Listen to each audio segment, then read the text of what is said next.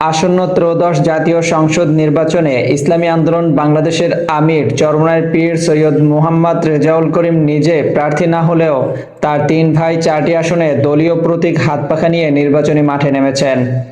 এতে দক্ষিণাঞ্চলের রাজনীতিতে নতুন করে আলোচনার সৃষ্টি হয়েছে।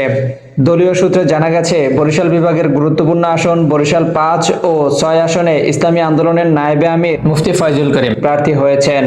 এর আগে তিনি বরিশাল সিটি কর্পোরেশন নির্বাচনে মেয়র পদে অংশ নিয়ে ব্যাপক আলোচনায় আসেন। বরিশাল ৪ হিজলা মেহেন্দিগঞ্জ কাজিরহাট আসনে দলীয় মনোনয়ন পেয়েছেন সংগঠনের সহকারী মহাসচিব ও চরমনাই ইউনিয়ন পরিষদের সাবেক চেয়ারম্যান সৈয়দ ইসহাক মোহাম্মদ আবুল খায়ের।